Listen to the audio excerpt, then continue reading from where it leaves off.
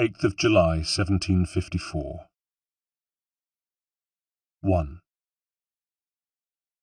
Boston twinkled in the sun. A squawking gull circled overhead. Water slapped noisily at the harbour wall, and the gangplank banged like a drum as we disembarked from the Providence, weary and disorientated by over a month at sea, but weak with happiness at finally reaching land. I stopped in my tracks as sailors from a neighbouring frigate rolled barrels across my path with a sound like distant thunder, and my gaze went from the glittering emerald ocean, where the masts of Royal Navy warships, yachts and frigates rocked gently from side to side, to the dock, the wide stone steps that led from the piers and jetties to the harbour thronging with redcoats, traders and sailors, then up past the harbour to the city of Boston itself, the church spires and distinctive red brick buildings seemingly resisting any attempts at arrangement, as though flung by some godly hand onto the side of the hill. And everywhere, Union flags that fluttered gently in the breeze just to remind visitors, in case they had any doubts, that the British were here. The passage from England to America had been eventful, to say the least. I had made friends and discovered enemies, surviving an attempt on my life, by assassins, no doubt, who wanted to take revenge for the killing at the Opera House, and to recover the amulet. To the other passengers and crew of the ship, I was a mystery. Some thought I was a scholar. I told my new acquaintance, James Fairweather, that I solved problems, and that I was travelling to America to see what life was like there, what had been retained from the Empire, and what had been discarded, what changes British rule had wrought. Which were fibs, of course, but not outright lies. For though I came on specific Templar business, I was curious, too, to see this land I had heard so much about, which was apparently so vast, its people infused with a pioneering, indomitable spirit. There were those who said that spirit might one day be used against us, and that our subjects, if they harnessed that determination, would be a formidable foe. And there were others who said America was simply too big to be governed by us, that it was a powder keg ready to go off, that its people would grow tired of the taxes imposed upon them, so that a country thousands of miles away could fight wars with other countries thousands of miles away, and that when it did go off, we might not have the resources to protect our interests. All of this I hope to be able to judge for myself, but only as an adjunct to my main mission, though, which, well, I think it's fair to say that for me, the mission has changed en route. I'd stepped on the Providence holding a particular set of beliefs, and stepped off having had them first challenged, then shaken, and finally changed. And all because of the book. The book that Reginald had given me. I'd spent much of my time aboard the ship poring over it. I must have read it no fewer than 24 times, and still I'm not sure I've made sense of it. One thing I do know, though, whereas before I'd thought of those who came before with doubt, as would a skeptic, an unbeliever, and considered Reginald's obsession with them to be at best an irritation, at worst a preoccupation that threatened to derail the very workings of our order, I no longer did. I believed. The book seemed to have been written, or should I say written, illustrated, decorated, scrawled, by a man, or maybe several of them. Several lunatics who had filled page after page with what at first I took to be wild and outlandish claims, fit only for scoffing at, then ignoring. Yet somehow, the more I read, the more I came to see the truth. Over the years, Reginald had told me, I used to say bored me with, his theories concerning a race of beings that predated our own. He'd always asserted that we were born of their struggles, and thus obliged to serve them, that our ancestors had fought to secure their own freedom in a long and bloody war. What I discovered during my passage was that all of this originated from the book, which, as I read it, was having what I can only describe as a profound effect upon me. Suddenly I knew why Reginald had become so obsessed with this race. I'd sneered at him, remember? But reading the book, I felt no desire to sneer at all, just a sense of wonderment, a feeling of lightness inside me that at times made me feel almost giddy with an excitement and a sense of what I can describe as insignificance, of realizing my own place in the world. It was as though I had peered through a keyhole expecting to see another room on the other side, but had seen a whole new world instead. And what had become of those who came before? What had they left behind, and how could it benefit us? That I didn't know. It was a mystery that had confounded my order for centuries, a mystery I'd been asked to solve, a mystery that had brought me here, to Boston. Master Kenway! Master Kenway! I was being hailed by a young gentleman who appeared from within the throng. Going over to him, I said, carefully, "Yes, may I help you?" He held out his hand to be shaken. "Charles Lee, sir. A pleasure to make your acquaintance. I've been asked to introduce you to the city, help you settle in." I had been told about Charles Lee.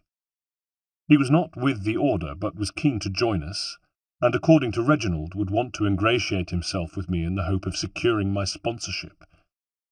Seeing him reminded me I was Grand Master of the colonial rite now.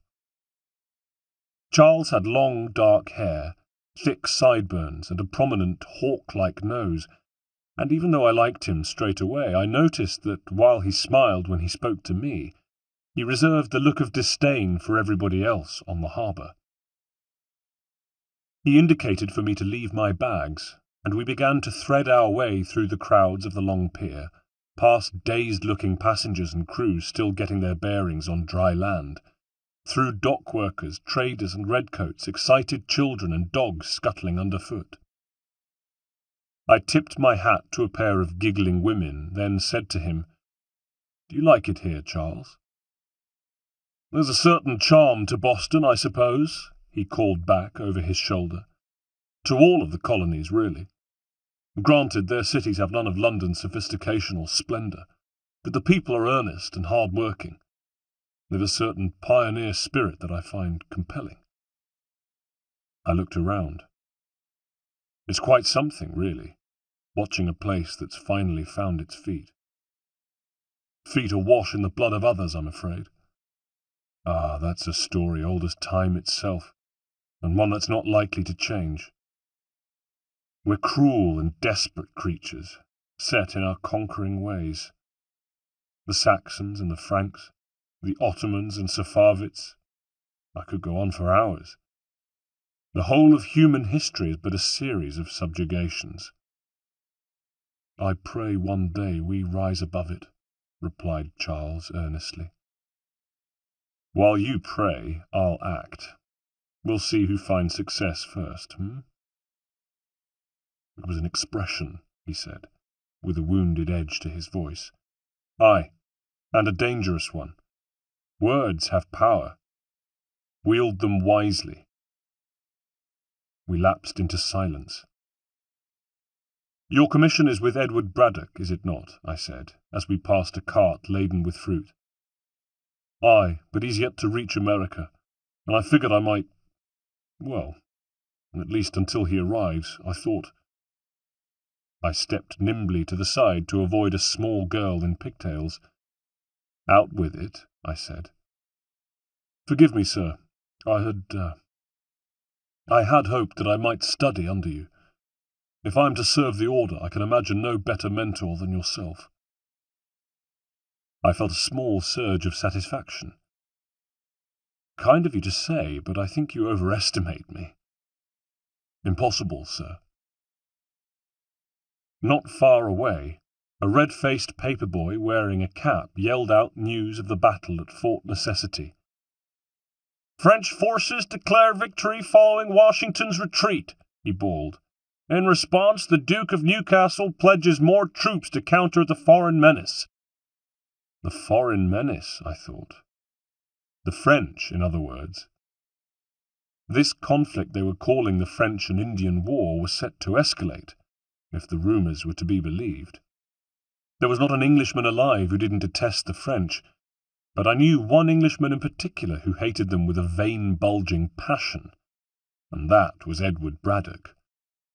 When he did arrive in America, that's where he'd be heading, leaving me to go about my own business, or so I hoped. I waved away the paperboy when he tried to extort sixpence from me for the broadsheet. I had no desire to read about more French victories. Meanwhile, as we reached our horses and Charles told me that we were to ride for the Green Dragon Tavern, I wondered what the other men would be like. "Have you been told why it is I've come to Boston?" I asked. "No.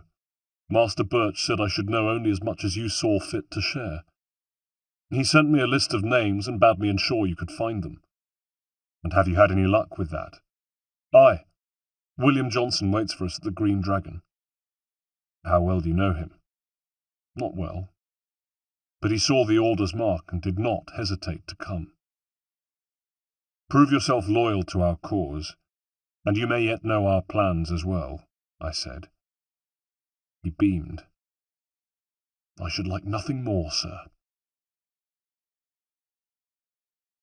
2.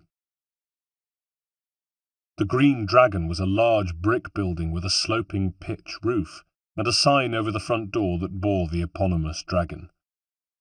According to Charles, it was the most celebrated coffee house in the city, where everybody from patriots to redcoats and governors would meet to chat, to plot, to gossip, and trade.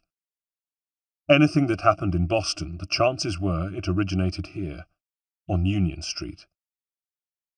Not that Union Street itself was at all prepossessing. Little more than a river of mud, it slowed our pace as we approached the tavern, being sure not to splash any of the groups of gentlemen who stood outside, leaning on canes and chattering intently. Avoiding carts and giving curt nods to soldiers on horseback, we reached a low wooden stables building where we left our horses, then made our way carefully across the streams of muck to the tavern. Inside, we immediately became acquainted with the owners. Catherine Kerr, who was, without wishing to be ungentlemanly, a little on the large side, and Cornelius Douglas, whose first words I heard upon entering were, "Kiss my ass, you wench!" Fortunately, he wasn't talking either to me or to Charles, but to Catherine. When the two of them saw us, their demeanours instantly changed from warlike to servile, and they saw to it that my bags were taken up to my room. Charles was right. William Johnson was already there, and in a room upstairs we were introduced. An older man, similarly attired to Charles, but with a certain weariness to him, an experience that was etched into the lines on his face. He stood from studying maps to shake my hand. "A pleasure," he said, and then, as Charles left to stand guard, leaned forward and said to me, "A good lad, if a bit earnest." I kept any feelings I had on Charles to myself, indicating with my eyes that he should continue. "I'm told you're putting together an expedition," he said.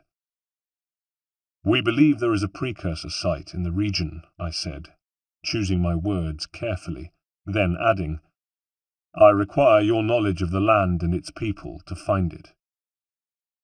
He pulled a face. "Sadly, a chest containing my research has been stolen. Without it, I'm of no use to you." I knew from experience that nothing was ever easy. "Then we'll find it," I sighed. "Have you any leads?" "My associate Thomas Hickey has been making the rounds. He's quite good at loosening tongues." "And tell me where I can find him, and I'll see about speeding things along." "We've heard rumours of bandits operating from a compound southwest of here," said William. "You'll likely find him there." 3. Outside the city, Corn in a field waved in a light nighttime breeze. Not far away was the high fencing of a compound that belonged to the bandits, and from inside came the sound of raucous festivities. Why not, I thought. Every day you've avoided death by the hangman's noose or on the end of a redcoat's bayonet is a cause for celebration when you lived life as a bandit. At the gates there were various guards and hangers-on milling around, some of them drinking, some attempting to stand guard, and all of them in a constant state of argument. To the left of the compound, the cornfield rose to a small hill peak, and on it sat a lookout tending to a small fire. Sitting tending a fire isn't quite the desired position for a lookout, but otherwise he was one of the few on this side of the compound who seemed to be taking his job seriously. Certainly they'd failed to post any scouting parties, or if they had, then the scouting parties were lounging under a tree somewhere, blind drunk, because there was nobody to see Charles and I as we crept closer, approaching a man who was crouching by a crumbling stone wall, keeping watch on the compound. It was him, Thomas Hickey, a round-faced man, a little shabby and probably too fond of the grog himself, if my guess was correct. This was the man who, according to William, was good at loosening tongues. He looked like he'd have problems loosening his own drawers. Perhaps arrogantly, my distaste for him was fed by the fact that he was the first contact I'd met since arriving in Boston to whom my name meant nothing. But if that annoyed me, it was nothing compared to the effect it had on Charles, who drew his sword. "Show some respect, boy," he snarled. I laid a restraining hand on him.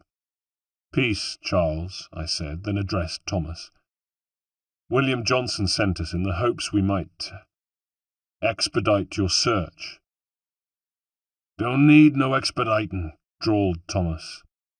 "Don't need none of your fancy London speak, neither. I've found the men done the theft." Beside me, Charles bristled. "Then why are you just lazing around?" "Figuring out how to deal with those varlets," said Thomas, indicated the compound, then turned to us with expectant eyes and an impudent grin.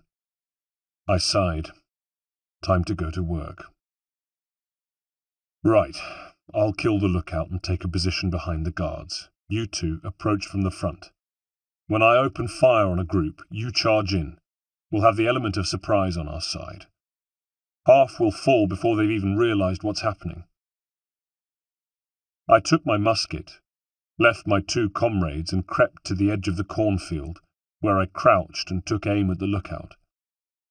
He was warming his hands with his rifle between his legs, and probably wouldn't have seen or heard me if I'd approached riding a camel. It felt almost cowardly to squeeze the trigger, but squeeze it I did. I cursed as he pitched forward, sending up a shower of sparks. He'd start to burn soon, and if nothing else, the smell was going to alert his compatriots.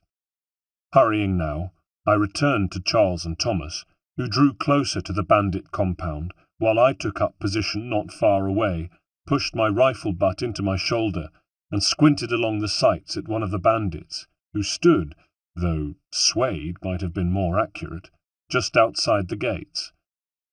As I watched, he began to move towards the cornfield, perhaps to relieve the sentry I'd already shot, who even now was roasting on his own fire. I waited until he was at the edge of the cornfield, pausing as there was a sudden lull in the merriment from inside the compound, and then as a roar went up, squeezing the trigger. He dropped to his knees, then keeled over to one side, part of his skull missing, and my gaze went straight to the compound entrance to see if the shot had been heard. No, was the answer. Instead, the rabble at the gate had turned their attention on Charles and Thomas, drawn their swords and pistols, and began to shout at them, "Clear off!" Charles and Thomas loitered just as I'd told them. I could see their hands itching to draw their own weapons, but they bided their time. Good men, waiting for me to take the first shot. The time was now. I drew a bead on one of the men whom I took to be the ringleader. I pulled the trigger and saw blood spray from the back of his head, and he lurched back. This time my shot was heard, but it didn't matter, because at the same time Charles and Thomas drew their blades and struck, and 2 more of the guards keeled over with blood fountaining from neck wounds. The gate was in disarray, and the battle began in earnest. I managed to pick off 2 more of the bandits before abandoning my musket, drawing my sword and running forward, leaping into the fray and standing side by side with Charles and Thomas. I enjoyed fighting with companions for once, and felled 3 of the thugs, who died screaming even as their companions made for the gates and barricaded themselves inside. In no time at all, the only men left standing were me, Charles, and Thomas, all 3 of us breathing hard and flicking the blood from our steel. I regarded Thomas with a new respect. He'd acquitted himself well, with a speed and skill that belied his looks. Charles, too, was looking at him, though with rather more distaste, as though Thomas's proficiency in battle had annoyed him. Now we had a new problem, though. We'd taken the outside of the compound, but the door had been blocked by those retreating. It was Thomas who suggested we shoot the powder keg, another good idea from the man I'd previously dismissed as a drunk. So I did, blowing a hole in the wall, through which we poured, stepping over the torn and ragged corpses littering the hallway on the other side. We ran on. Thick, deep carpets and rugs were on the floor, while exquisite tapestries had been hung at the windows. The whole place was in semi-darkness.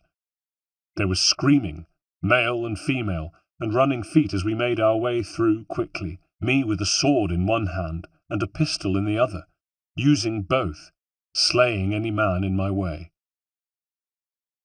Thomas had looted a candlestick, and he used it to cave in the head of a bandit, wiping brains and blood from his face, just as Charles reminded us why we were there, to find William's chest. He described it as we raced along more gloomy corridors, finding less resistance now. Either the bandits were staying clear of us, or were marshalling themselves into a more cohesive force. Not that it mattered what they were doing. We needed to find the chest. Which we did, nestled at the back of a boudoir which stank of ale and sex and was seemingly full of people. Scantily clad women, who grabbed clothes and ran screaming, and several thieves loading guns. A bullet smacked into the wood of the doorway by my side, and we took cover as another man, this one naked, raised his pistol to fire. Charles returned fire around the doorframe, and the naked man crashed to the carpet with an untidy red hole at his chest, grabbing a fistful of bedclothes as he went. Another bullet gouged the frame, and we ducked back. Thomas drew his sword as 2 more bandits came hurtling down the corridor towards us, Charles joining in. "Lay down your weapons," called one of the remaining bandits from inside the boudoir, "and I'll consider letting you live." "I make you the same offer," I said from behind the door. "We have no quarrel. I only wish to return this chest to its rightful owner." There was a sneer in his voice. "Nothing rightful about Mr. Johnson." "I won't ask again." "Agreed." I heard a movement nearby and flitted across the doorway. The other man had been trying to creep up on us, but I put a bullet between his eyes and he flopped to the floor, his pistol skittering away from him. The remaining bandit fired again and made a dive for his companion's gun, but I'd already reloaded and anticipated his move, and I put a shot in his flank as he stretched for it. Like a wounded animal, he jackknifed back to the bed, landing in a wet mess of blood and bedclothes, and staring up at me as I entered cautiously, gun held in front of me. He gave me a baleful look. This can't have been how he planned for his night to end. "Your kind has no need for books and maps," I said, indicating William's chest. "Who put you up to this?" "Never seen a person. he wheezed, shaking his head. "It's always dead drops and letters. They always pay, so we do the jobs."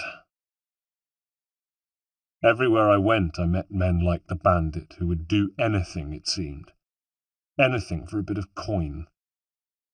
It was men like him who had invaded my childhood home and killed my father. Men like him who set me on the path I walk today. They always pay. We do the jobs. Somehow, through a veil of disgust, I managed to resist the urge to kill him.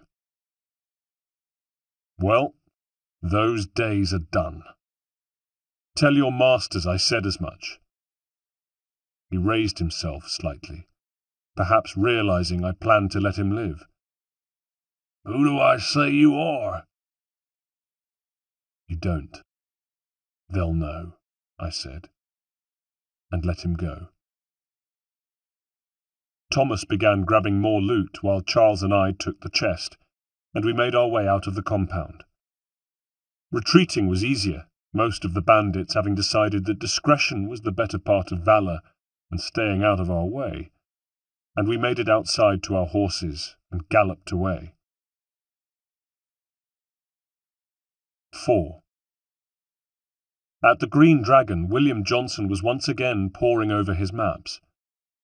Straight away he was digging through the chest when we returned it to him, checking his maps and scrolls were there.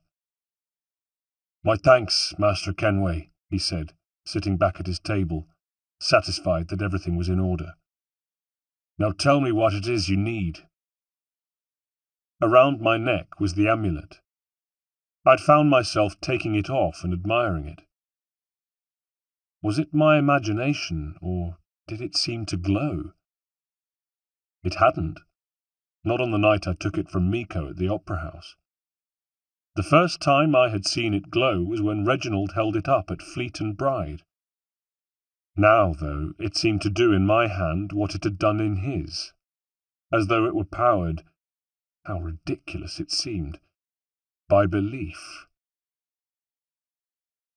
I looked at him, then reached my hands to my neck, removed the amulet from over my head, and handed it across the table.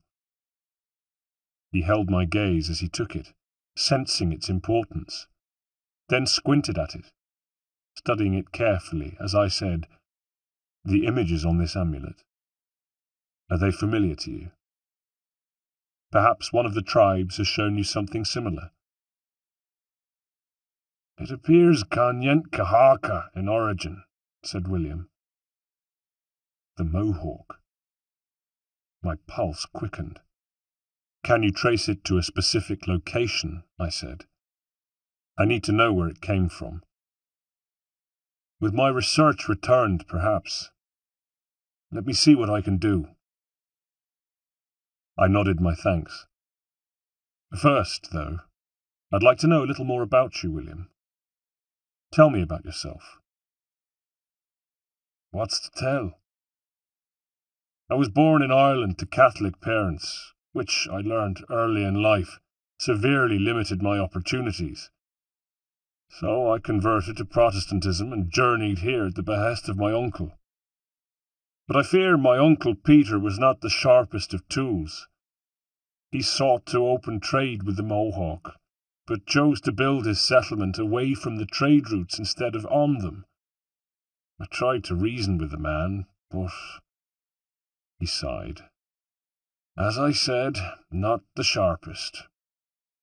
So I took what little money I'd earned and bought my own plot of land. I built a home, a farm, a store, and a mill. Humble beginnings, but well situated, which made all the difference." "So this is how you came to know the Mohawk?" "Indeed. And it has proved a valuable relationship." "But you've heard nothing of the Precursor's site? No hidden temple or ancient constructs?" "Yes and no. Which is to say, they have their fair share of sacred sites, but none matching what you describe. Earthen mounds, forest clearings, hidden caves. All are natural, though. No strange metal. No odd glows. It is well hidden, I said. Even to them, it seems. He smiled. But cheer up, my friend. You'll have your precursor treasure, I swear it. I raised my glass. To our success, then. And soon. I smiled. We were 4 now. We were a team. 10th of July, 1754. 1. We now have our room at the Green Dragon pub, a base, if you like, and it was this I entered to find Thomas, Charles, and William. Thomas drinking, Charles looking perturbed, and William studying his charts and maps. I greeted them, only to be rewarded with a belch from Thomas. Charming, spat Charles. I grinned. Cheer up, Charles, he'll grow on you, I said, and sat next to Thomas, who gave me a grateful look. Any news? I said. He shook his head. Whispers of things, nothing solid at the moment. I know you're looking for word of anything out the ordinary, dealing with temples and spirits and ancient times and whatnot, but so far can't say my boys have heard much. No trinkets or artifacts being moved through your shadow market. Nothing new. Couple ill-gotten weapons, some jewelry likely lifted from a living thing. But you said to listen for talk of glows and hums and look out for strange sights, right? And I ain't heard nothing about that. Keep at it, I asked. Oh, I will. You done me a great service, mister, and I fully intend to repay my debt, thricefold if it pleases. Thank you, Thomas. Place to sleep and meal to eat is thanks enough, don't you worry. I'll get you sorted soon. He raised his tankard only to find it was empty, and I laughed, clapped him on the back, and watched as he stood and lurched off in search of ale from elsewhere. Then I turned my attention to William, moving over to his lectern and pulling up a chair to sit down beside him. How fares your search? He frowned up at me. Maps and maths aren't cutting it. Nothing is ever simple, I rued.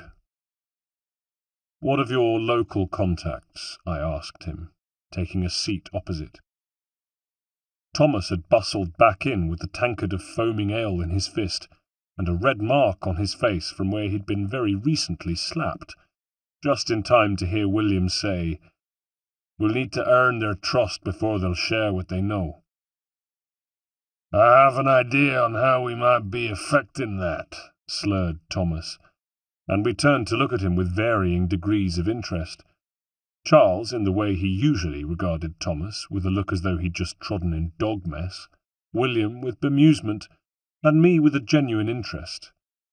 Thomas, drunk or sober, was a sharper customer than either Charles or William gave him credit for. He went on now. There's a man who was taken to enslaving natives. Rescue 'em and they'll owe us. Natives, I thought. The Mohawk. Now there was an idea. Do you know where they're being held? He shook his head, but Charles was leaning forward. Benjamin Church will. He's a finder and a fixer. He's also on your list. I smiled at him. Good work, I thought. And there I was, wondering who we might solicit next.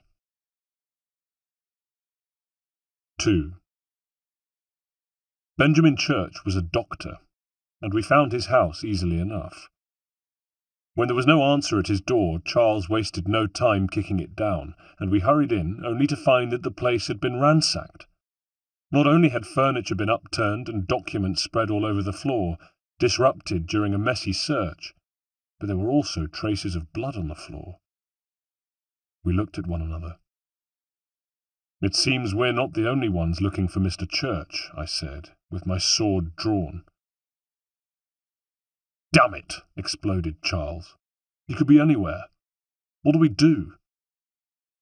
I pointed to a portrait of the good doctor hanging over the mantelpiece. It showed a man in his early 20s who nonetheless had a distinguished look. "We find him. Come, I'll show you how." And I began telling Charles about the art of surveillance, of blending into your surroundings, disappearing, noticing routines and habits, studying movement around and adapting to it, becoming at one with the environment, becoming part of the scenery. I realized how much I was enjoying my new role as tutor. As a boy, I'd been taught by my father and then Reginald, and I had always looked forward to my sessions with them, always relished the passing on and imparting of new knowledge, forbidden knowledge, the sort you couldn't find in books. Teaching it to Charles, I wondered if my father and Reginald had felt the way I did now, serene, wise, and worldly. I showed him how to ask questions, how to eavesdrop, how to move around the city like a ghost, gathering and processing information. And after that we parted, carried out our investigations individually, then an hour or so later came back together, faces grim. What we had learnt was that Benjamin Church had been seen in the company of other men, 3 or 4 of them, who had been bearing him away from his house. Some of the witnesses had assumed Benjamin was drunk. Others had noticed how bruised and bloodied he had been. One man who went to his aid had received a knife in his guts as thanks. Wherever they were going, it was clear that Benjamin was in trouble. But where were they going? The answer came from a herald who stood shouting out the day's news. "Have you seen this man?" I asked him. "It's difficult to say." He shook his head. "So many people pass through the square, it's hard to—" I pressed some coins into his hand, and his demeanour changed at once. He leaned forward with a conspiratorial air.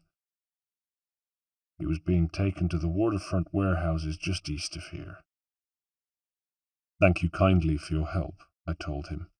"But hurry," he said. "He was with Silas's men. Such meetings tend to end poorly." Silas, I thought, as we weaved our way through the streets on our way to the warehouse district. Now who was Silas? The crowds had thinned considerably by the time we reached our destination, well away from the main thoroughfare, where a faint smell of fish seemed to hang over the day. The warehouse sat in a row of similar buildings, all of them huge and exuding a sense of erosion and disrepair, and I might have walked straight past if it hadn't been for the guard who lounged outside the main doors. He sat on one barrel, his feet up on another, chewing, not as alert as he should have been, so that it was easy enough to stop Charles and pull him to the side of the building before we were spotted. There was an entrance on the wall closest to us, and I checked it was unguarded before trying the door. Locked.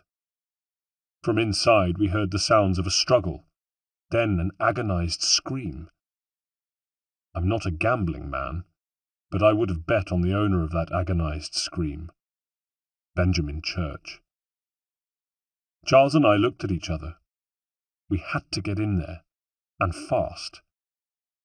Craning around the side of the warehouse, I took another look at the guard, saw the telltale flash of a keyring at his waist, and knew what I had to do. I waited until a man pushing a barrow had passed, then, with a finger to my lips, told Charles to wait, and emerged from cover, weaving a little as I came around to the front of the building, looking to all intents and purposes as though I'd had too much to drink. Sitting on his barrel, the sentry looked sideways at me, his lip curled. He began to withdraw his sword from its sheath, showing a little of its gleaming blade. Staggering, I straightened, held up a hand to acknowledge the warning, and made as though to move away before stumbling a little and brushing into him. "Oi!" he protested and shoved me away, so hard that I lost my footing and fell into the street. I picked myself up, and with another wave of apology was on my way.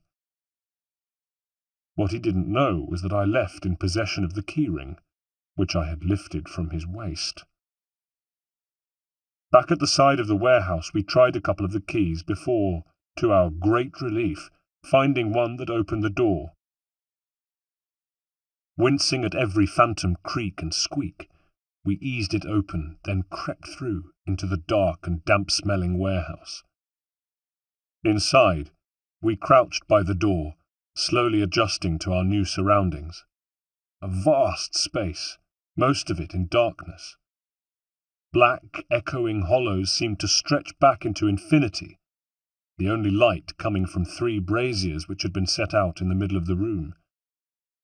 We saw at last the man we had been looking for, the man from the portrait, Dr. Benjamin Church. He sat tied to a chair, a guard on either side of him, one of his eyes purple and bruised, his head lolling and blood dripping steadily from a gashed lip to the dirty white scarf he wore. Standing in front of him was a sharp-dressed man, Silas, no doubt, and a companion, who was sharpening a knife. The soft swooshing sound it made was almost gentle, hypnotic, and for a moment was the only noise in the room. "Why must you always make things so difficult, Benjamin?" asked Silas, with an air of theatrical sadness. He had an English accent, I realized, and sounded high-born. He continued, "Merely provide me with recompense, and all shall be forgiven." Benjamin regarded him with an injured but defiant gaze. "I'll not pay for protection I don't need," he snapped back, undaunted. Silas smiled and airily waved a hand around at the dank, wet and dirty warehouse. "Clearly you do require protection, else we wouldn't be here." Benjamin turned his head and spat a gobbet of blood which slapped to the stone floor, then turned his eyes back to Silas, who wore a look as though Benjamin had passed wind at dinner. "How very gauche," he said. "Now, what shall we do about our guest?"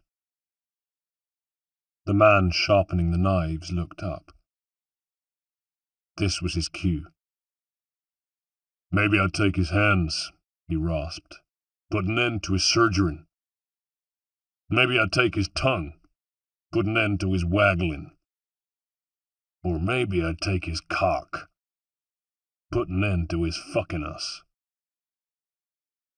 A tremor seemed to go through the men of disgust, fear, and amusement. Silas reacted. "So many options I can't possibly decide." He looked at the knife man and pretended to be lost in indecision, then added, "Take all 3. "Now hold on a moment," said Benjamin quickly.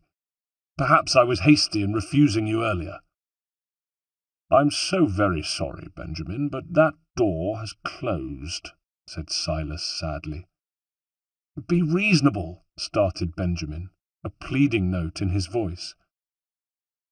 Silas tilted his head to one side, and his eyebrows knitted together in false concern. "I rather think I was. But you took advantage of my generosity. I won't be made a fool of a second time." The torturer moved forward, holding the knife point up to his own eyeball, bugging his eyes and grinning maniacally. "I fear I lack the constitution to bear witness to such barbarism," said Silas, with the air of an easily offended old woman. "Come and find me when you've finished, Cutter." Silas went to leave as Benjamin Church screamed, "You'll regret this, Silas! You hear me? I'll have your head!" At the door Silas stopped, turned, and looked at him. "No," he said, with the beginnings of a giggle. "No, I rather think you won't." Then Benjamin's screams began, as Cutter began his work. snickering slightly as he began to wield the knife like an artist making his first painterly strokes, as though at the onset of a much larger project. Poor old Dr. Church was the canvas, and Cutter was painting his masterpiece. I whispered to Charles what needed to be done, and he moved away, scuttling through the dark to the rear of the warehouse, where I saw him put a hand to his mouth to call, "Over here, you bastards!" then immediately move away, quick and silent. Cutter's head jerked up, and he waved the two guards over, glancing warily around the warehouse at the same time as his men drew their swords and moved carefully towards the back, where the noise had come from, even as there was another call, this time from a different pocket of blackness, an almost whispered, "Over here!" The two guards swallowed, exchanged a nervous glance, while Cutter's gaze roamed the shadows of the building, his jaw set half in fear, half in frustration. I could see his mind working. Was it his own men playing a prank? Kids messing about? No, it was enemy action. "What's going on?" snarled one of the heavies. Both craned their necks to stare into the dark spaces of the warehouse. "Get a torch!" the first snapped at his companion, and the second man darted back into the middle of the room, gingerly lifted one of the braziers, and then was bent over with the weight of it as he tried to move it over. Suddenly there was a yelp from within the shadows, and Cutter was shouting, "What? What the hell is going on?" The man with the brazier set it down, then peered into the gloom. "It's Greg," he called back over his shoulder. "He ain't there no more, boss." Cutter bridled. "What do you mean, he ain't there? He was there before." "Greg?" called the second man. "Greg?" There was no reply. "I'm telling you, boss, he ain't there no more." And just at that moment, as though to emphasize the point, a sword came flying from the dark recesses, skittered across the stone floor, and stopped to rest by Cutter's feet. The blade was stained with blood. "That's Greg's sword," said the first man nervily. "They got Greg." "Who got Greg?" snapped Cutter. "I don't know, but they got him." "Whoever you are, you better show your face," shouted Cutter. His eyes darted to Benjamin, and I could see his brain working, the conclusion he came to, that they were being attacked by friends of the doctor, that it was a rescue operation. The first thug remained where he was by the safety of the brazier, the tip of his sword glinting in the firelight as he trembled. Charles stayed in the shadows, a silent menace. I knew it was only Charles, but to Cutter and his pal he was an avenging demon, as silent and implacable as death itself.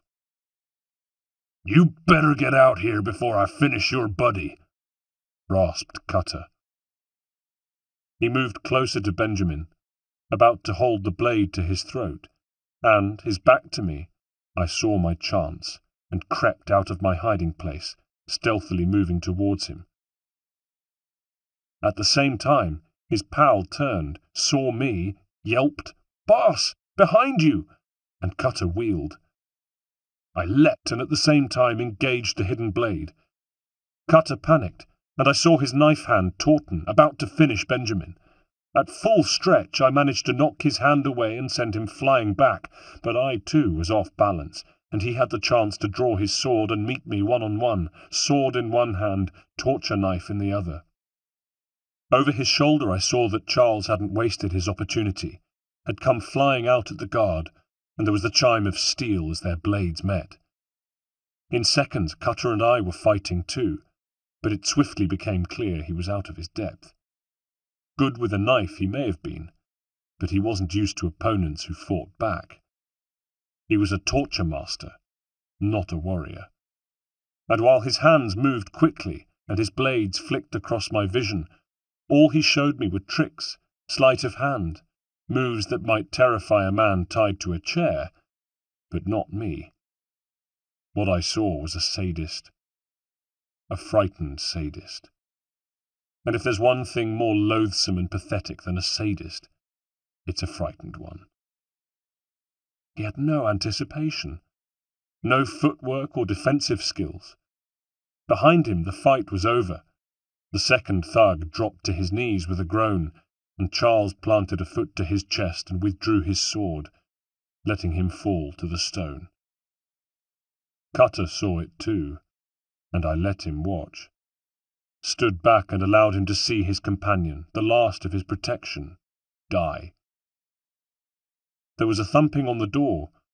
The guard from outside had at last discovered the theft of his keys and was trying and failing to get in.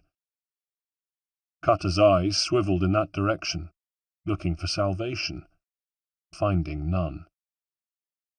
Those frightened eyes came back to me, and I grinned, then moved forward and began some cutting of my own. I took no pleasure in it. I merely gave him the treatment he deserved. And when he at last folded to the floor with a bright red gash open in his throat and blood sheeting down his front, I felt nothing besides a detached sense of gratification, of justice having been served. No one else would suffer by his blade. I'd forgotten about the banging at the door until it stopped, and in the sudden silence I glanced at Charles, who came to the same conclusion I did. The guard had gone for help. Benjamin groaned, and I went to him, sliced through his bindings with 2 slashes of my blade, then caught him as he fell forward from the chair. Straight away my hands were slick with his blood, but he seemed to be breathing steadily, and though his eyes occasionally squeezed shut as he flinched with pain, they were open. He'd live. His wounds were painful, but they weren't deep. He looked at me. Who are you?" he managed. I tipped my hat. "Hightam Kenway, at your service." There were the beginnings of a smile on his face as he said, "Thank you. Thank you. But I don't understand. Why are you here?"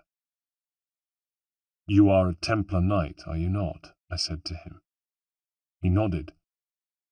"As am I. And we don't make a habit of leaving fellow knights at the mercy of knife-wielding madmen.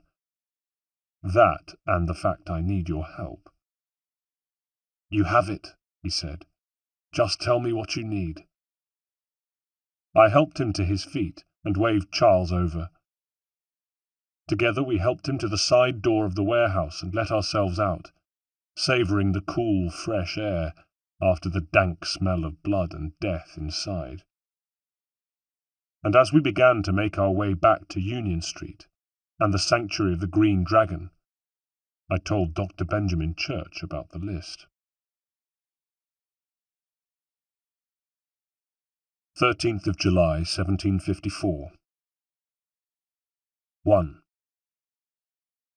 We were gathered in the Green Dragon beneath the low, dark beams of the back room that we now called our own, and which we were rapidly expanding to fill, stuffing ourselves into the dusty eaves. Thomas, who liked to lounge in a horizontal position whenever he wasn't hoisting tankards of ale or bothering our hosts for more. William, whose frown lines deepened as he laboured over charts and maps spread out over a table, moving from that to his lectern and occasionally letting out a frustrated gasp, waving Thomas and his ale-slopping tankard away whenever he lurched too close. Charles, my right-hand man, who took a seat beside me whenever I was in the room, and whose devotion I felt sometimes as a burden, at other times as a great source of strength. And now, of course, Dr. Church, who had spent the last couple of days recuperating from his injuries in a bed that had been begrudgingly provided for him by Cornelius. We had left Benjamin to it.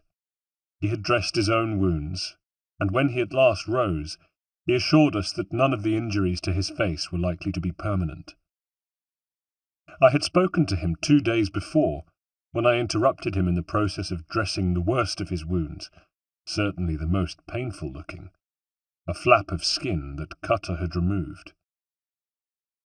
"So, a question for you," I said, still feeling I hadn't quite got the measure of the man. Why medicine?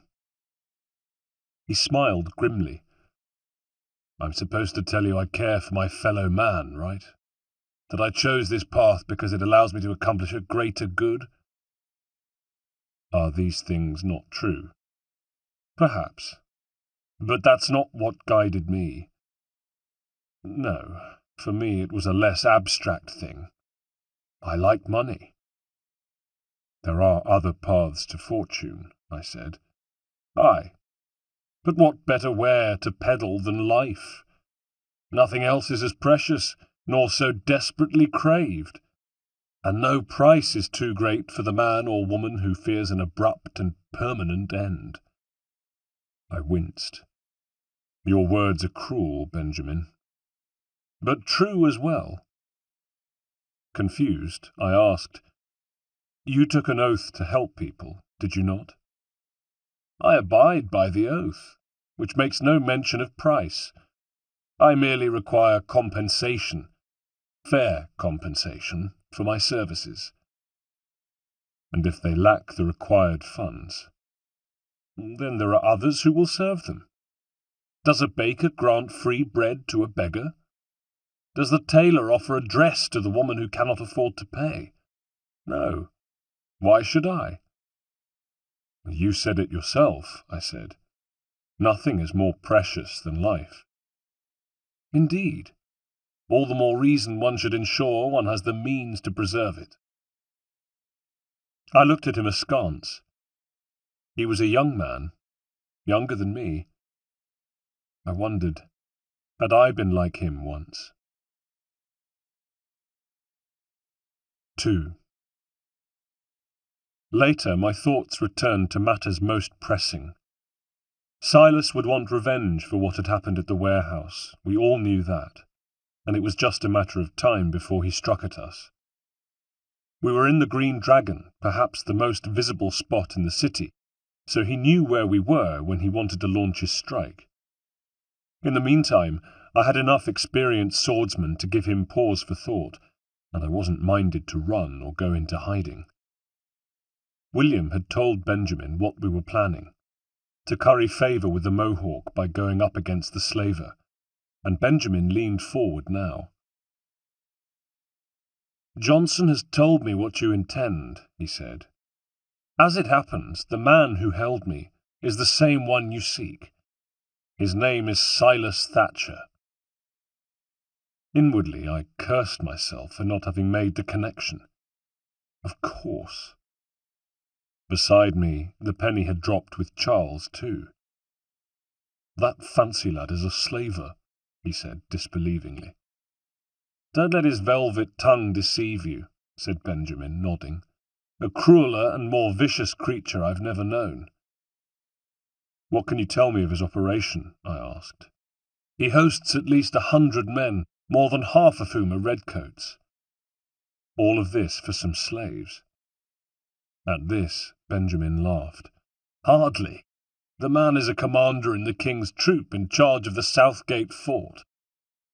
Perplexed, I said, But if Britain stands any chance of pushing back the French, she must ally with the natives, not enslave them.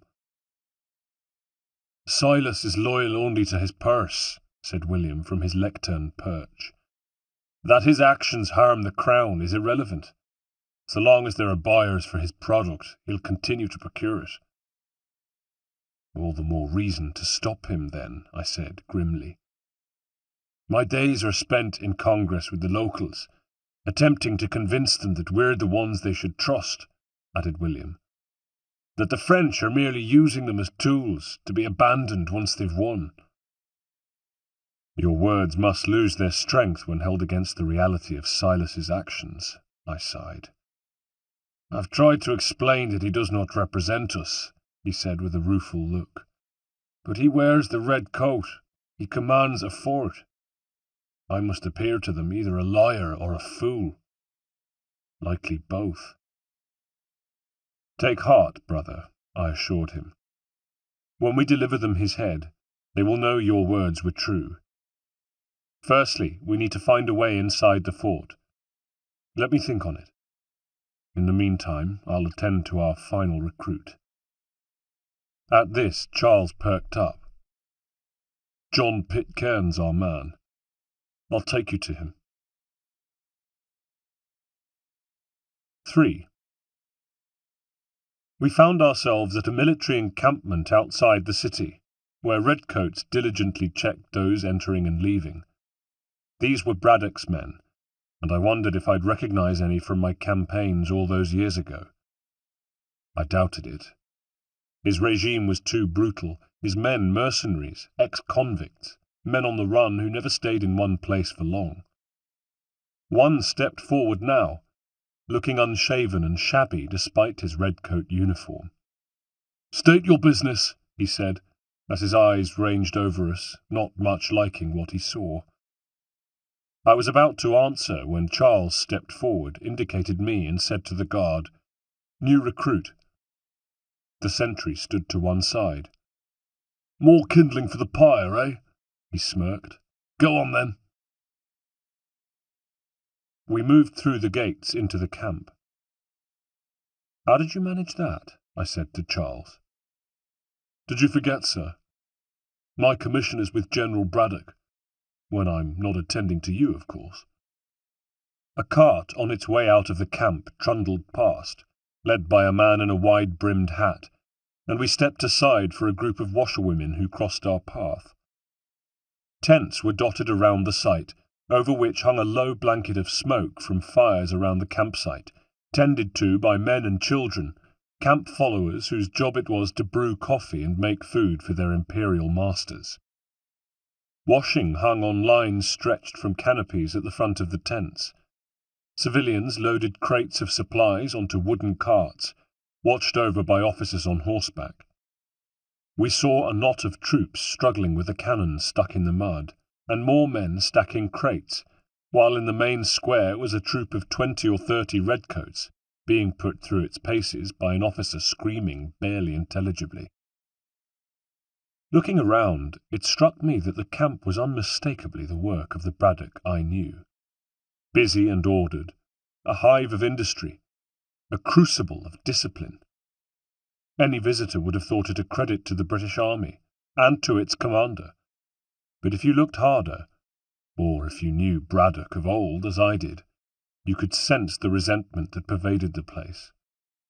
The men gave off a begrudging air about their activities. They worked not out of a sense of pride in their uniform, but under the yoke of brutality. Talking of which, we were approaching a tent, and as we grew closer to it, I heard with a crawling and deeply unpleasant sensation in the pit of my stomach that the voice I could hear shouting belonged to Braddock. When was the last time I'd seen him? Several years ago, when I'd left the Coldstreams, and never had I been so pleased to turn my back on a man as I had been with Braddock that day. I departed the company swearing I would do my utmost to see to it that he answered for the crimes I'd witnessed during my time with him, crimes of cruelty and brutality. But I'd reckoned without the ties that bind the order. I'd reckoned without Reginald's unswerving loyalty to him, and in the end I'd had to accept that Braddock was going to continue as he always had. I didn't like it, but I had to accept it. The answer was simply to steer clear of him. Right now, though, I couldn't avoid him. He was inside his tent as we entered, in the middle of lecturing a man who was about my age, dressed in civilian clothes, but obviously a military man. This was John Pitcairn. He was standing there taking the full blast of Braddock's rage, a rage I knew so well, as the General screamed, "Were you planning to announce yourself? Or did you hope my men wouldn't notice your arrival?" I liked him immediately. I liked the unblinking way he responded, his Scots accent measured and calm, unintimidated by Braddock as he replied, "Sir, if you'd allow me to explain." Time had not been kind to Braddock, though. His face was ruddier than ever, his hair receding. He became even more red-faced now, as he replied, "Oh, by all means. I should like very much to hear this." "I have not deserted, sir," protested Pitcairn. "I'm here under Commander Amherst's orders." But Braddock was in no mood to be impressed by the name of Commander Geoffrey Amherst, and if anything, his mood darkened. "Show me a letter bearing his seal, and you might be spared the gallows," he snarled. "I have no such thing," replied Pitcairn, swallowing, the only sign of nerves he'd shown, perhaps thinking of the noose tightening around his neck. "The nature of my work, sir, it's—" Braddock reared back as though bored of the whole facade, and might well have been about to order Pitcairn's summary execution, when I took the opportunity to step forward. "It's not the sort of thing best put to paper," I said. Braddock turned to look at me with a jerky movement, seeing Charles and I there for the first time, and taking us in with varying degrees of irritation. Charles he didn't mind so much. Me? Put it this way, the antipathy was mutual. "Hightam," he said simply, my name like a swear word on his lips. "General Braddock," I returned, without bothering to hide my distaste for his new rank. He looked from me to Pitcairn, and perhaps at last made the connection. "I suppose I shouldn't be surprised. Wolves often travel in packs." "Master Pitcairn won't be here for a few weeks," I told him, "and I shall return him to his proper post once our work is finished."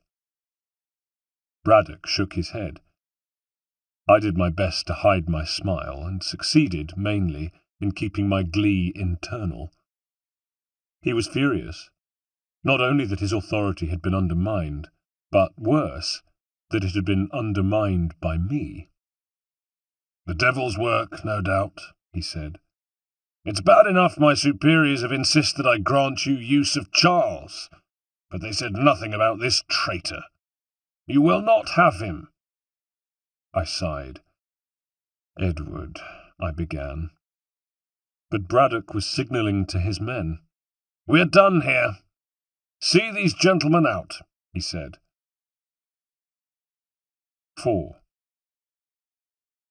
"Well, that didn't go as I expected," sighed Charles. We were once again outside the walls, with the camp behind us and Boston ahead of us, stretching away to glittering sea on the horizon, the masts and sails of boats in the harbour. At a pump in the shade of a cherry tree, we stopped and leaned on the wall, from where we could watch the comings and goings at the camp without attracting attention. "And to think I used to call Edward a brother," I said ruefully. It had been a long time ago now, and difficult to recall, but it was true. There was a time when I'd looked up to Braddock, thought of him and Reginald as my friends and confederates. Now I actively despised Braddock. And Reginald? I still wasn't sure about him. "What now?" asked Charles. "They'll chase us off if we try and return." Gazing into the camp, I could see Braddock striding out of his tent, shouting as usual, gesticulating at an officer, one of his hand-picked mercenaries, no doubt, who came scuttling over. In his wake came John. He was still alive, at least. Braddock's temper had been either abated or directed somewhere else. Towards me, probably. As we watched, the officer gathered the troops we'd seen drilling on the barracks square and organised them into a patrol, then, with Braddock at their head, began leading them out of the camp. Other troops and followers scurried out of their way, and the gate, which had previously been thronged with people, promptly cleared to allow the marchers through. They passed us by, 100 yards or so away, and we watched them between the low-hanging branches of the cherry tree as they made their way down the hill and towards the outskirts of the city, proudly bearing the Union flag. A strange kind of peace descended in their wake, and I pushed myself off the wall and said to Charles, Come along." We stayed more than 200 yards behind, and even then we could hear the sound of Braddock's voice, which, if anything, began to increase in volume as we made our way into the city. Even on the move he had the air of someone who was holding court, but what quickly became clear was that this was a recruitment mission. Braddock began by approaching a blacksmith, ordering the squad to watch and learn. All signs of his former fury were gone, and he wore a warm smile to address the man, more in the manner of a concerned uncle than of the heartless tyrant he really was.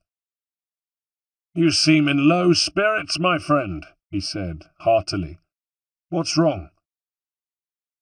Charles and I stayed some distance away.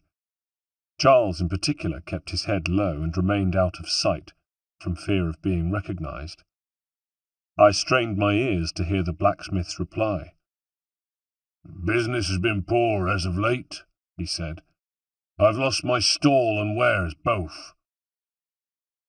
Braddock threw up his hands as though this were an easily solved problem because— "What if I told you I could wipe your troubles away?" he said. "I'd be wary, for one." "Fair enough. But hear me out. The French and their savage companions lay waste to the countryside. The king has commissioned men such as me to raise an army that we might force them back.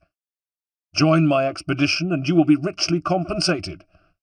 Just a few weeks of your time and you'll return loaded with coin and able to open a new store, bigger and better." As they were talking, I noticed officers ordering members of the patrol to approach other citizens and start the same patter. Meanwhile, the blacksmith was saying, "Truly?" Braddock was already handing him commission papers, which he'd fished from his jacket. "See for yourself," he said, proudly, as though he were handing the man gold, rather than papers to enlist in the most brutal and dehumanizing army I had ever known. "I'll do it," said the poor, gullible blacksmith. "Only tell me where to sign." Braddock walked on, leading us to a public square where he stood to deliver a short speech, and more of his men began wandering off. "Hear me out, good people of Boston," he announced, in the tone of an avuncular gent about to impart great news. "The king's army has need of strong and loyal men. Dark forces gather to the north, desirous of our land and its great bounty. I come before you today with a request. If you value your possessions, your families, your very lives, then join us. Take up arms in service to God and country both, that we might defend all we have created here." Some of the townspeople shrugged their shoulders and moved on. Others conferred with their friends. Still others approached the redcoats, presumably keen to lend their services and earn some money. I couldn't help but notice a definite correlation between how poor they looked and how likely they were to be moved by Braddock's speech. Sure enough, I overheard him talking to his officer. "Where shall we head next?" "Perhaps down to Marlborough," replied the trusty lieutenant, who, though he was too far away for me to see properly, had a familiar-sounding voice. "No," replied Braddock. "Its residents are too content. Their homes are nice, their days untroubled."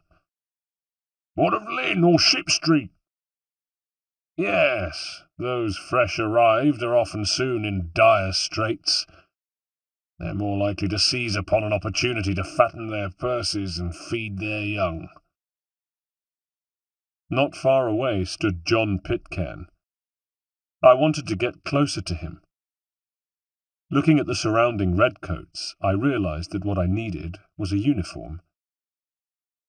Pity the poor soul who peeled off from the group to relieve himself. It was Braddock's lieutenant. He sauntered away from the group, shouldered his way past two well-dressed women in bonnets, and snarled when they tutted his way, doing a great job of winning local hearts and minds in the name of His Majesty. At a distance I followed until he came to the end of the street, where there was a squat wooden building, a storehouse of some kind, and with a glance to make sure he wasn't being watched, he leaned his musket against the timber, then undid the buttons of his breeches to have a piss. Of course, he was being watched. By me. Checking to see there were no other redcoats nearby, I drew close, wrinkling my nose at the acrid stench. Many a redcoat had relieved himself in this particular spot, it seemed. Then I engaged my blade with a soft chuk, which he heard, tensing slightly as he pissed, but not turning. "Whoever that is, he'd better have a good reason for standing behind me when I'm having a piss," he said, shaking, then putting his cock back in his breeches. And I recognized his voice. It was the executioner. It was Slater, I said. "That's my name. Don't wear it out. And who might you be?" He was pretending to have trouble with his buttons, but I could see his right hand straying towards the hilt of his sword. "You might remember me. My name is Hightam Kenway." Again he tensed, and his head straightened. "Hightam Kenway," he rasped. "Indeed. Now there's a name to conjure with, so it is. I had hoped I'd seen the last of you." "And me of you. Turn around, please." A horse and cart passed in the mud as, slowly, Slater turned to face me, his eyes going to the blade at my wrist. "You an assassin now, are you?" he sneered. "A Templar, Slater, like your boss." He sneered. "Your lot have no attraction for General Braddock any more." Just as I'd suspected. That was why he'd been trying to sabotage my efforts to recruit a team for Reginald's mission. Braddock had turned against us. "Go for your sword," I told Slater. His eyes flickered. "You'll run me through if I do." I nodded. "I can't kill you in cold blood. I'm not your general." "No," he said. "You're a fraction of the man he is." And he went for his sword.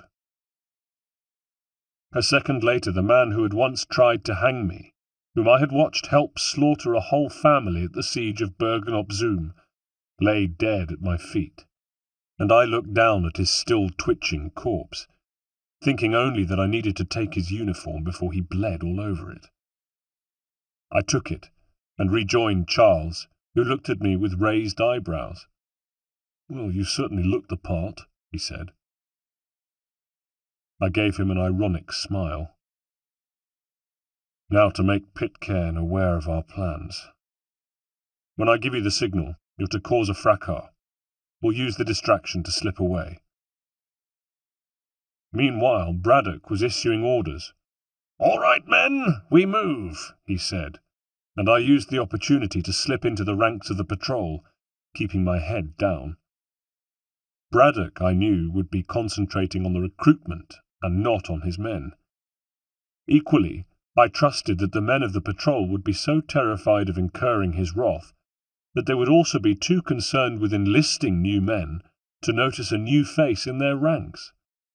I fell in beside Pitcairn, and, my voice low, said, "Hello again, Jonathan." By my side he started slightly, looked at me, and exclaimed, "Master Kenway." I shushed him with a hand and glanced up to ensure we hadn't attracted any unwanted attention, before continuing. "It wasn't easy slipping in, but here I am, come to rescue you." This time he kept his voice down. "You don't honestly think we can get away with this?" I smiled. "Have you no faith in me?" "I hardly know you." "You know enough." "Look," he whispered, "I'd very much like to help, but you heard Braddock. If he catches wind of this, you and I are both finished." "I'll take care of Braddock," I reassured him.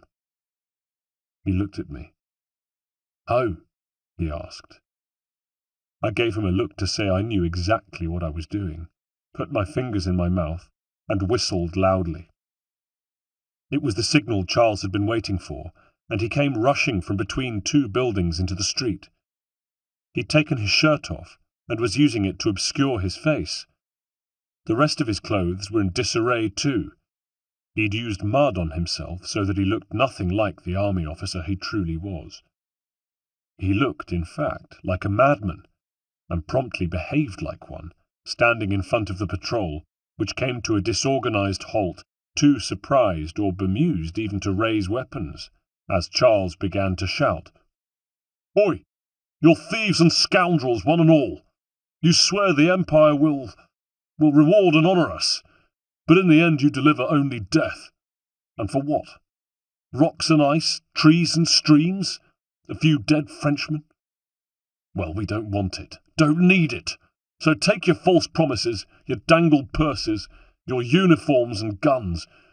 Take all those things that you hold so dear and shove them up your arse." The redcoats looked at one another, open-mouthed with disbelief, so taken aback that for a moment I worried they weren't going to react at all. Even Braddock, who was some distance away, simply stood, his jaw hanging open, not sure whether to be angry or amused by this unexpected outburst of pure lunacy. Were they simply going to turn around and carry on their way? Perhaps Charles had the same worry, because all of a sudden he added, "Fie on you and your false war!" Then added his crowning touch. He reached, scooped up a piece of horse shit, and flung it in the general direction of the group, most of whom turned smartly away.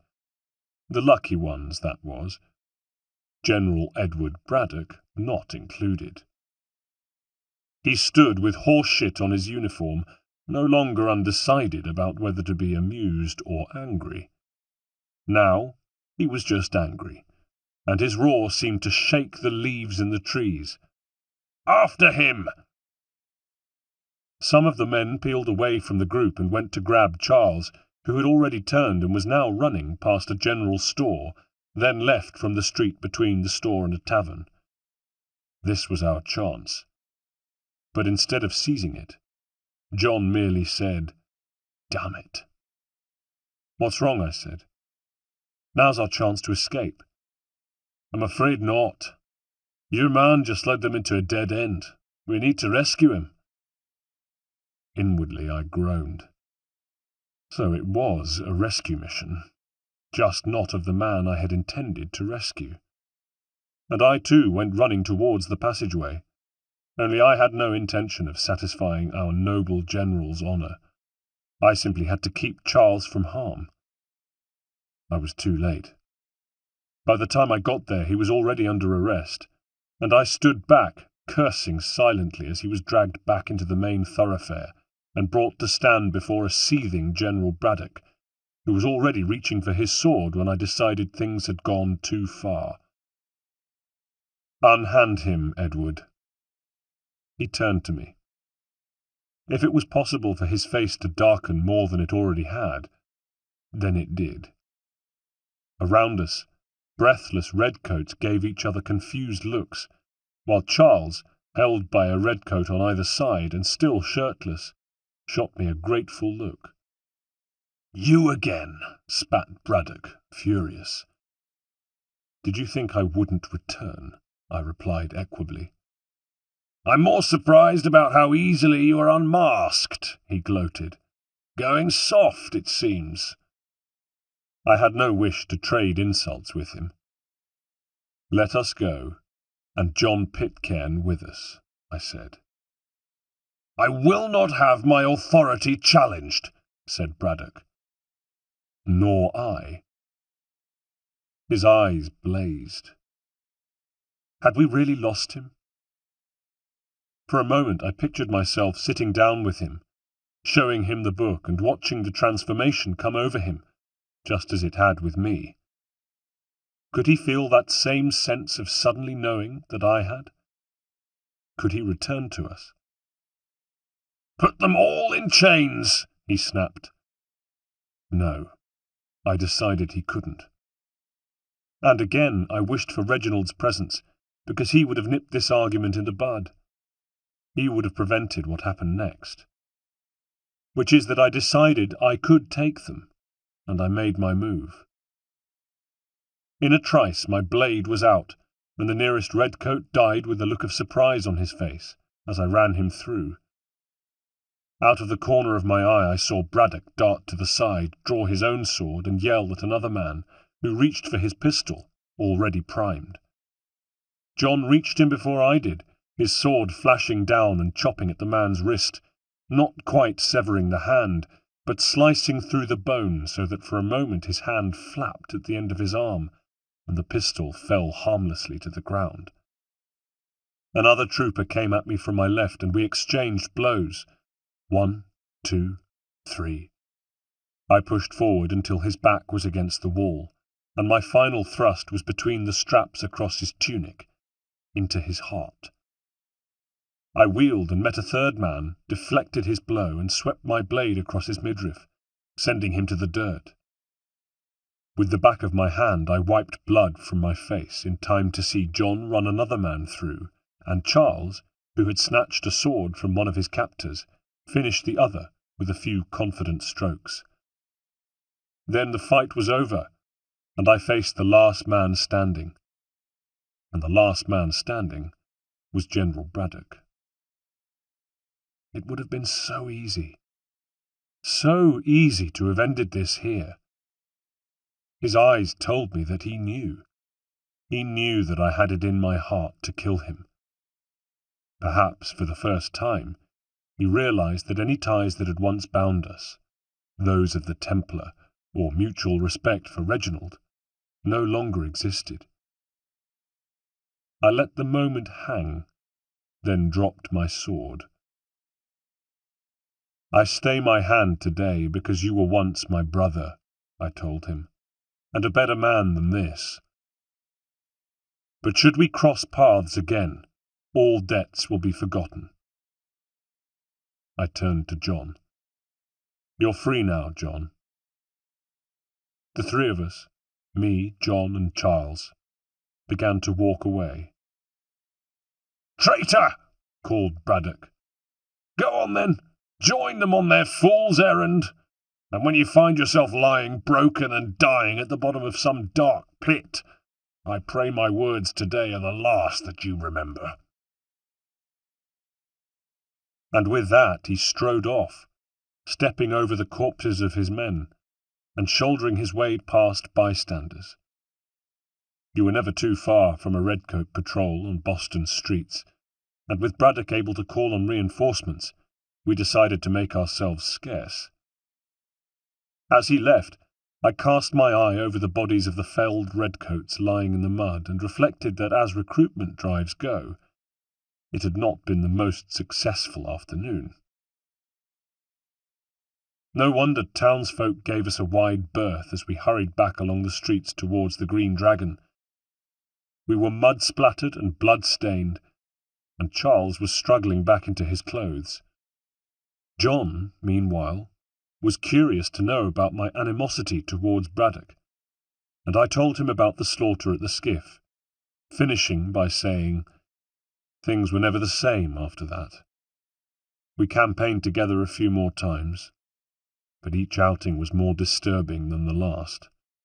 He killed and killed, enemy or ally, civilian or soldier, guilty or innocent. It mattered not.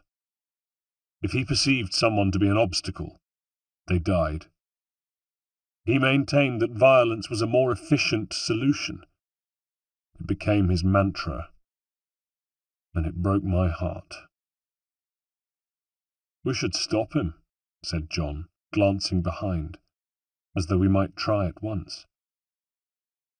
I suppose you're right.